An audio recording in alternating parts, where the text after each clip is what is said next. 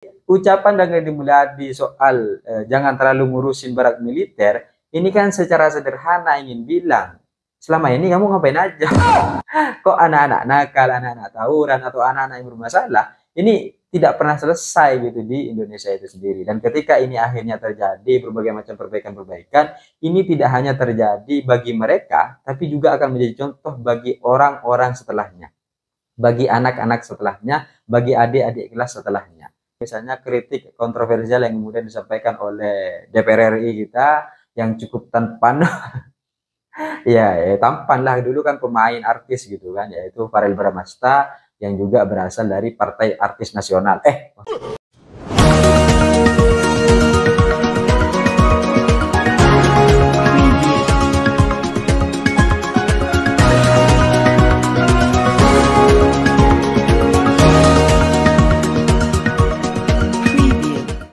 Hai korban ghosting, pasti pernah dengar kalimat atau lagu tentang kan ku arungi 7 laut samudra, kan ku daki pegunungan Himalaya, apapun kan ku lakukan untuk dirimu sayang.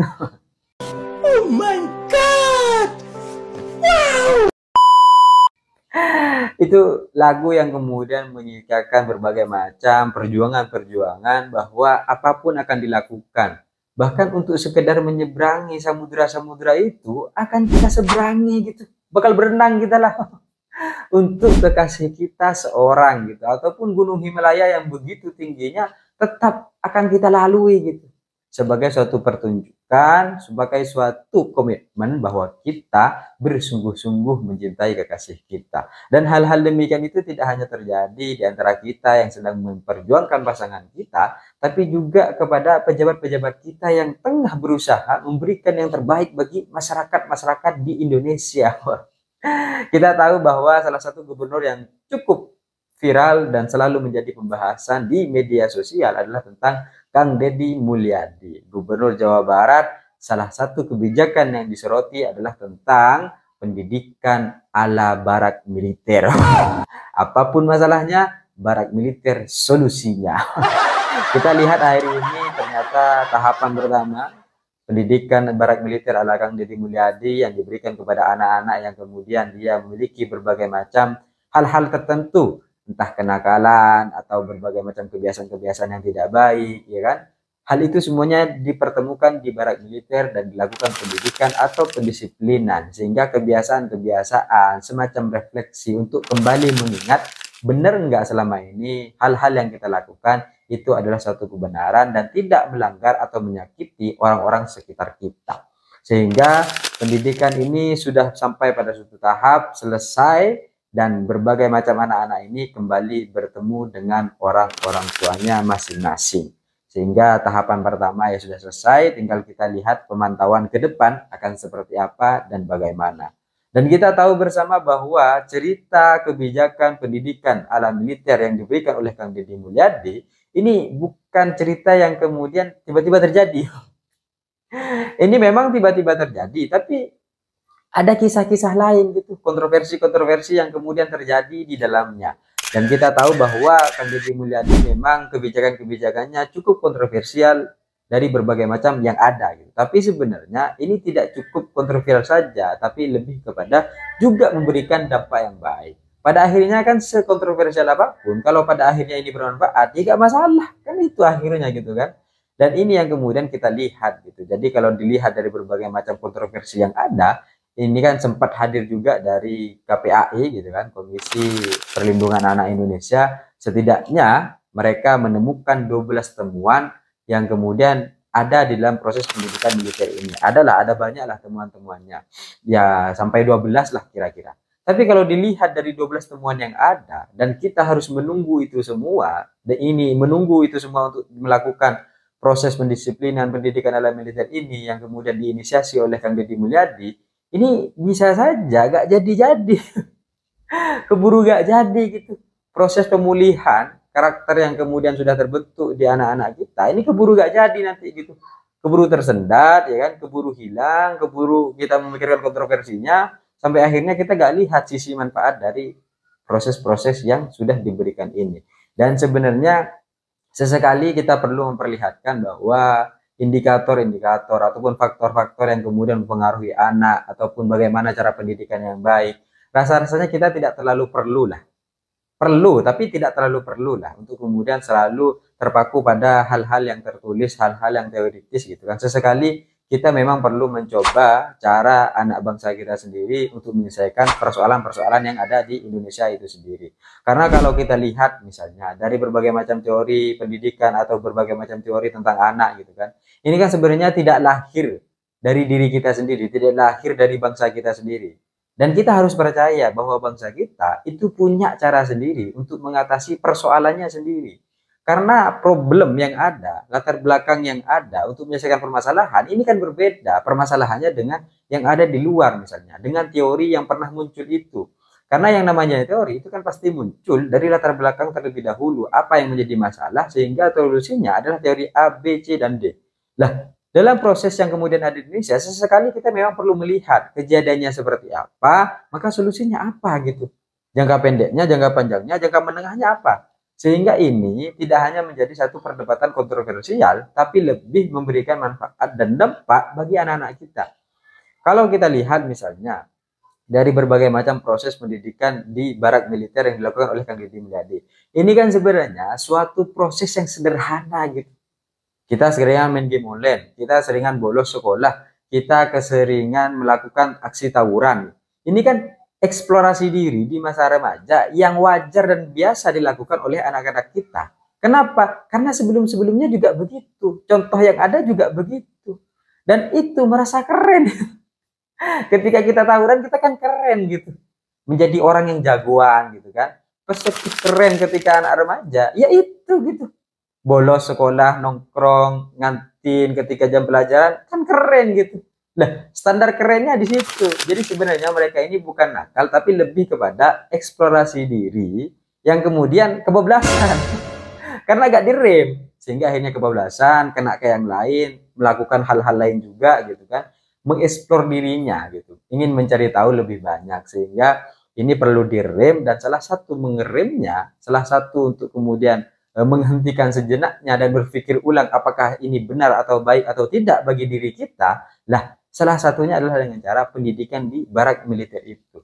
Lah sesederhana itu. Jadi tidak usah bicara tentang pelanggaran hak asasi manusia anak, enggak usah gitu. Karena kalau dilihat sebenarnya akhirnya kan tersindir juga KPAI oleh Kang Deddy Mulyadi, akhirnya disindir gitu kan.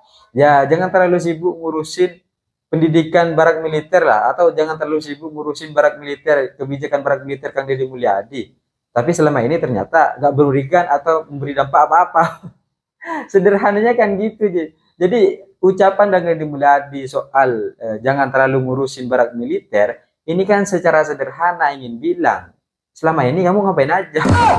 Kok anak-anak nakal, anak-anak tawuran, atau anak-anak yang bermasalah, ini tidak pernah selesai gitu di Indonesia itu sendiri. Dan ketika ini akhirnya terjadi berbagai macam perbaikan-perbaikan, ini tidak hanya terjadi bagi mereka, tapi juga akan menjadi contoh bagi orang-orang setelahnya, bagi anak-anak setelahnya, bagi adik-adik kelas setelahnya. Ini akan menjadi contoh gitu. Apa yang kemudian kerennya? Kerennya di mana? Standar kerennya di mana? Apakah masih di nongkrong di kantin dan bolos sekolah, atau sudah hal-hal yang lain gitu? Eksplornya kita sudah eksplor yang lain. Lah kan di situ nanti titik dan proses yang kemudian kita harapkan dan kita impikan. Atau juga bisa hadir misalnya kritik kontroversial yang kemudian disampaikan oleh DPR RI kita yang cukup tampan. Ya, tampan lah, dulu kan pemain artis gitu kan, yaitu Farel Bramasta yang juga berasal dari Partai Artis Nasional. Kaget. Kaget. Maksudnya Partai Amanat Nasional PAN gitu kan. Sudah berasal dari Partai PAN yang memang di dalamnya ada banyak artis gitu, mengkritik bahwa kebijakan ini tidak efektif dan bisa mengganggu psikologis anak. Itu disampaikan oleh oleh anggota dewan kita, yaitu Farel Bramasta, sehingga mendapatkan juga tanggapan-tanggapan dari bupati, bahkan ya kalau bisa turunlah, jangan banyak ngomong gitu. Kita lihatlah di militer itu bagian mananya yang kemudian melanggar hak asasi manusia. Bahkan Kang Deddy Mulyadi sendiri mengajak Kak Seto yang kita tahu sebagai salah satu tokoh yang dekat dengan anak-anak, bahkan juga senang bersama dengan anak-anak, untuk melihat dan menyaksikan bagian mana yang kemudian kemudian terjadi pelanggaran HAM kepada anak-anak. Iya kan? Nggak ada katanya. Dan kalau dilihat justru di sanalah kemudian hak-hak anak itu diberikan. Hak mereka tidur dengan nyaman, hak mereka tidur cukup waktu, hak mereka untuk melakukan bermain-bermain bersama gitu kan. Hak-hak itu diberikan gitu. Jadi gak ada yang kemudian dilanggar. Atau dampak psikologisnya misalnya, apakah ada ketakutan, ada kekhawatiran, atau ada hal lain gitu.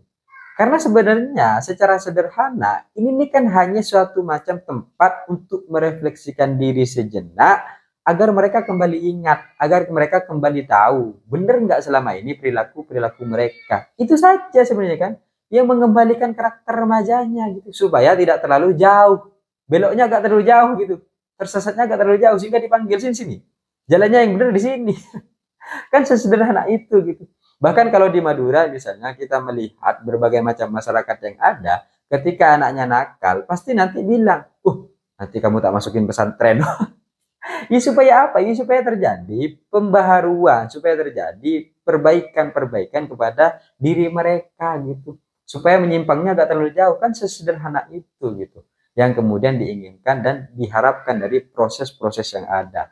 Dan akhirnya kita melihat bahwa beribu-ribu kontroversi terkait dengan kebijakan barak militer pada akhirnya semuanya berakhir dengan haru isak tangis. Ya kan? Yang kemudian terjadi di barak militer ketika anak-anak kembali kepada orang tua masing-masing. Ya itu fakta yang kemudian akhirnya terjadi. Dan kalau dilihat sebenarnya kita juga jadi teringat dengan berbagai macam proses yang ada. Kalau dulu ada seminar-seminar motivasi, ya kita berharap bahwa proses pendidikan barak militer terhadap anak-anak yang kemarin sudah berada, ini tidak menjadi suatu proses seminar motivasi yang berada dalam satu ruangan, kemudian kita melakukan berbagai macam isak tangis haru dan sadar akan melakukan perubahan, keluar ruangan, lupa.